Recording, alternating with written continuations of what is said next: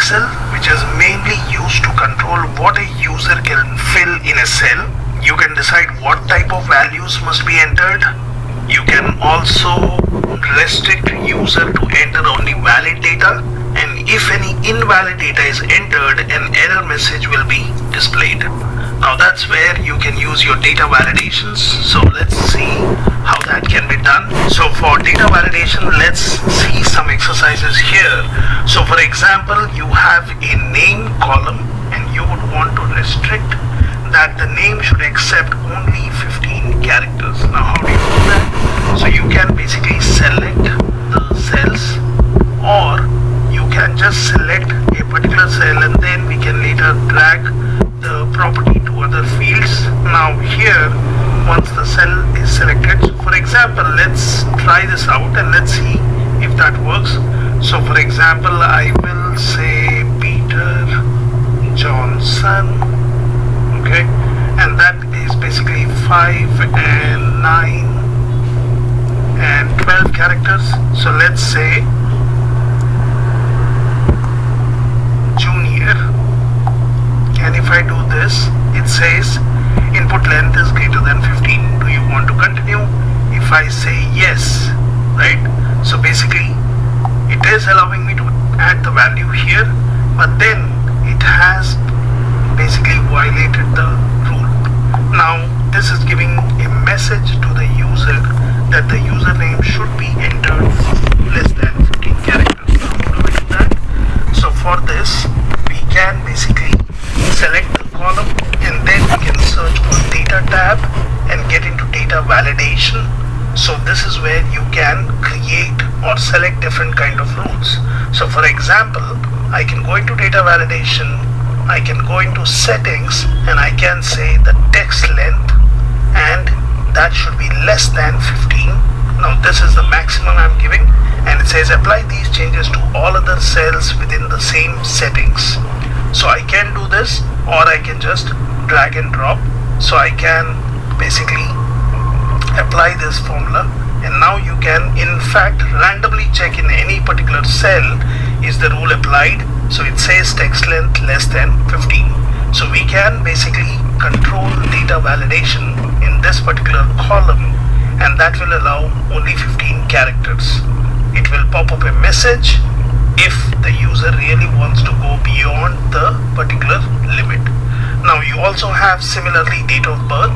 So the restriction is date of birth should be between 10 Jan 1990 to 30 December 1998. So this is what we want to restrict. How do we do that? So we can select the field, we can click on data validation, and if you see here, I have selected date, and then date is between, and then obviously you can give a range, that is 10 Jan date 1990, 12/30 1998. So that's the start and the end filter which has been applied. And once this is done, you can also check your input messages, which says when cell is selected, show this input message, enter a valid date. So if you see here on the left, there is a pop-up which is coming up which says enter a valid date. Now I can also say when user enters invalid data, show this error alert. So I can say stop, I can say invalid entered, and this is how I have set a rule. So for example, if I just do something like this, and that says invalid date entered, I can do a retry. It will take me back here, but unless and until I do not give the right format, the date will not be accepted. And again, the same thing applies to all the cells. Similarly, email. So we are saying the email should have @ present in the value provided. Now for this, we can use a formula, and we can select, well, I would want to apply this rule to all these rows starting from C2 to C14. So let's get into data validation. Let's look in settings, and here we are choosing custom. Now within custom, I'm choosing what is the formula. So I'm saying is number, and then I'm saying find @ for the row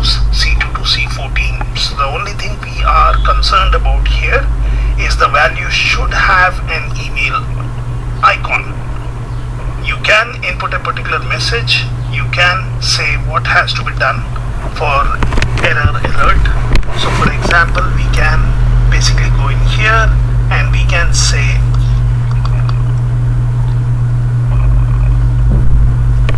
invalid email.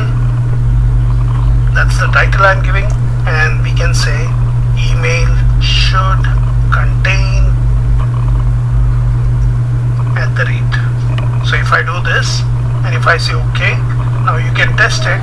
So you can say A, B, C, D, and that says email should contain @ and basically that will not allow me to add the values.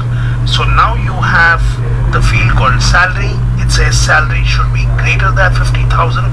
Now we can limit the values by choosing a whole number.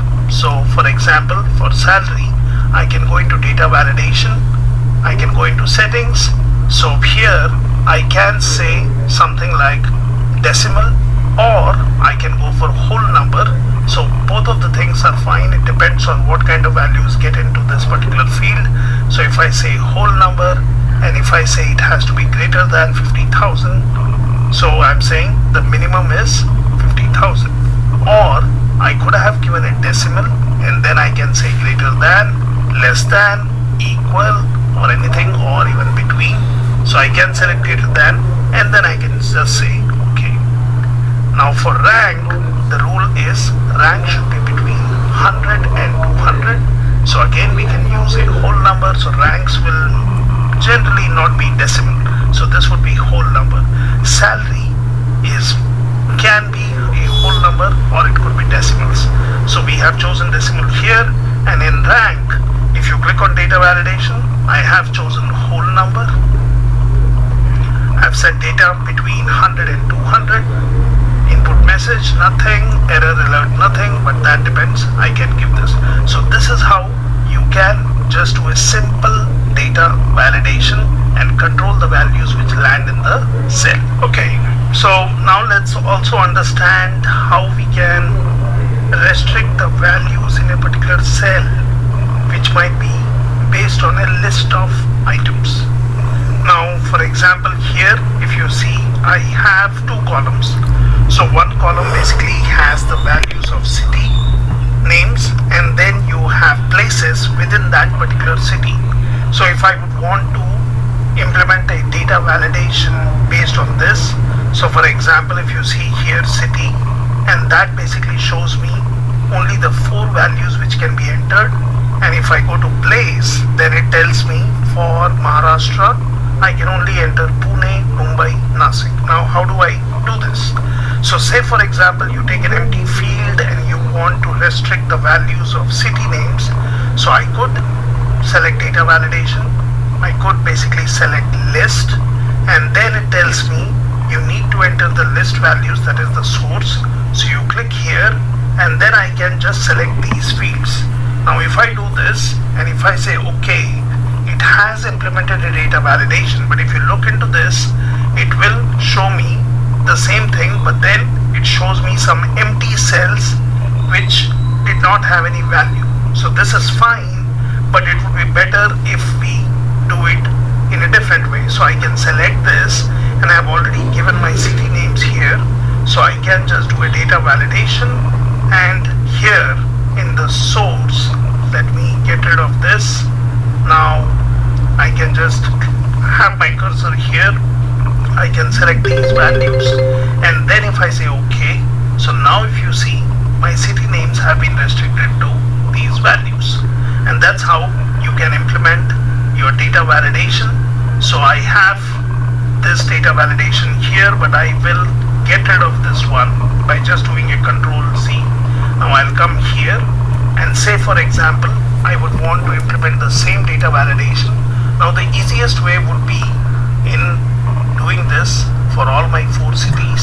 Now if you see here, I have data validation, I could choose Bangalore, and if you come and check here, there is no data validation, but we have implemented data validation here. Now how is that done?